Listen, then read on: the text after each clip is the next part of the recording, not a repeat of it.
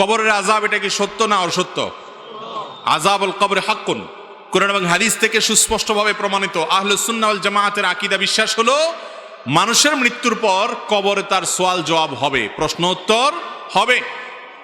এই প্রশ্নোত্তর যেটা মুনকার নাকির ফেরেশতা করবেন প্রত্যেকটা মানুষকে, সবাইকে এই প্রশ্নোত্তরের মুখোমুখি করবেন, এটা হবে। এখন কথা হলো, কবরে যে ব্যক্তি শায়িত হয়েছে, স্বাভাবিকভাবে মৃত্যু হয়েছে, দাফন হয়েছে লাশ, তারটা তো বুঝে আসলো। পানিতে ডুবে মারা গেছে, তার তো কবরে যাওয়ারই সুযোগ হয় নাই। বাঘে খেয়ে ফেলেছে, বাঘের পেটে চলে গেছে, তার শরীরের সাথে মিশে গেছে, এই ব্যক্তির কিভাবে প্রশ্নোত্তর হবে?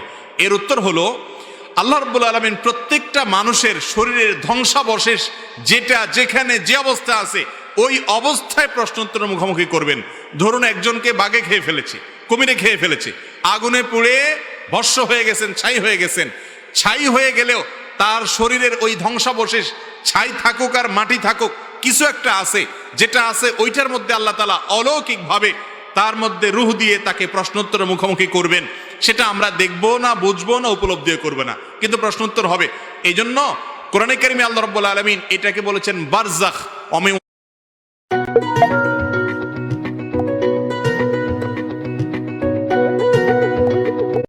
ওমিন ওয়ারাইহিম বারযাখুন ইলা ইয়াউমি ইউবআসুন, মৃত্যুর পরে কিয়ামত কায়েম হওয়ার আগে যে জগৎটা আছে এই জগৎটাকে বলা হয়েছে বারজাখ, মানে আড়াল।